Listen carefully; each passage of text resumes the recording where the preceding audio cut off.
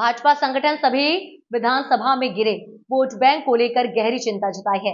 सहारनपुर मंडल की तो यहां 3 लोकसभा सीटों की 15 विधानसभा सीटों में से 9 पर भाजपा को करारी हार का सामना करना पड़ा है।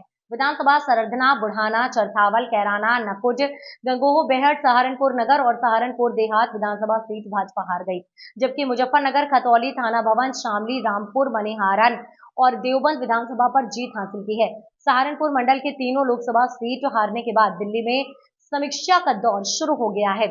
सहारनपुर मंडल में मिली हार के पीछे भाजपा नेताओं की आपसी खींचतान को माना जा रहा है, क्योंकि इसी खींचातानी में भाजपा तीनों सीटों में से 2 सीट जीती हुई थी भी भाजपा हार गई, जिसको लेकर अब समीक्षा हो रही है और नेताओं की जवाबदेही भी तय की जाएगी।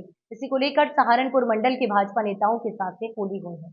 अगर वो नहीं आता तो सीधे उनको ना हटाकर उनको स्पष्टीकरण मांगा जाए, उनकी एब्सेंट लगाई जाए, लेकिन इस तरह से एकदम हटाकर दूसरे लोग रखना उचित नहीं है। श्रम कानूनों का उल्लंघन है, जिसको बर्दाश्त नहीं किया जाएगा। मैंने हिदायत दी है ऐसे अधिकारियों को, और भ्रष्टाचार को बिल्कुल बर्दाश्त नहीं किया जाएगा। सफाई कर्मचारियों को रखे जाने का भी, चाहे आउटसोर्स का काम हो, अभी तो आउटसोर्स में ही रखे जा रहे हैं सफाई कर्मी, तो हाँ, तो बिल्कुल मेरा स्पष्ट कहना है, मेरा स्पष्ट मानना है कि जो गरीब परिवार हैं उनको प्राथमिकता दी जाए।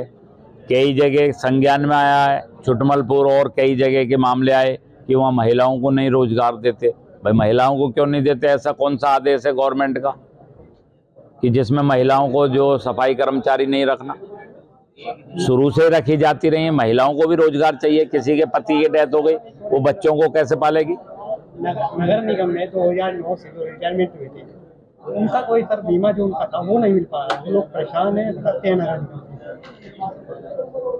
मैंने ये सारे विषय अभी मीटिंग में रखे हैं, और अगर ऐसा मामला है कोई तो मैं नगर आयुक्त से भी बात करूँगा, और LIC वालों को जो है वो निर्देशित करें, रिव्यू करें उसको कि भाई वो उनका बीमे का पैसा तो उनका अपना, वो क्लेम उनको मिलना चाहिए टाइमली।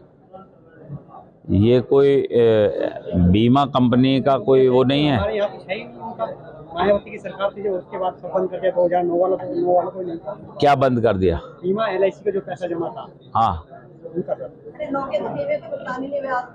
एक वही वो बात पूछ रहे हैं। इस विषय में नगर आयुक्त से मैं बात करूंगा, ठीक है? बात करके कार्रवाई कराएंगे। जो उनका अपना पैसा हो तो भाई, बीमे में प्रीमियम उनका कटा है वेतन से, तो उनको मिलना चाहिए। अगर नहीं मिल रहे हैं तो मैं भारत सरकार को भी लिखूंगे। इस बार के चुनाव के नतीजे आए हैं, कहीं ना कहीं दलित समाज नाराज था, क्योंकि उनके लिए कोई विकास नहीं, कुछ नहीं हुआ है।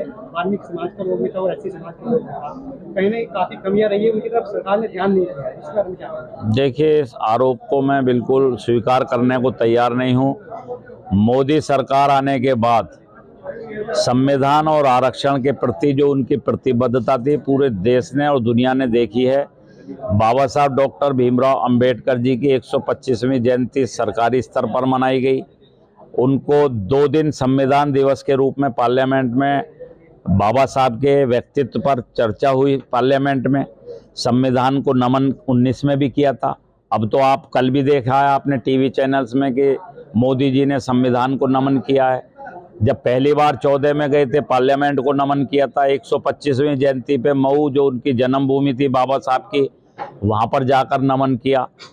पहले प्रधानमंत्री हैं, उससे पहले कोई भी प्रधानमंत्री बाबा साहब की जन्मभूमि पर नहीं गए। पंचतीर्थ का निर्माण कराया, मोदी सरकार ने कराया। चाहे शिक्षा भूमि हो, चाहे जन्मभूमि हो, चाहे परिनिर्वाण भूमि, दीक्षा भूमि, ये सभी तो मोदी सरकार ने कराए। कांग्रेस सरकार ने तो कभी नहीं कराया। सहारनपुर में एक वाल्मीकि भगवान की मूर्ति स्थापित की गई, ना निर्माण किया गया। नहीं, वो आज की बैठक में मैंने उनको निर्देश दिया है, और चूंकि आचार संहिता लग चुकी थी, पिछली मीटिंग में मैंने जब इसको रिव्यू किया था, निर्देश दिए थे, तो उसमें टेंडर भी जारी हो चुका।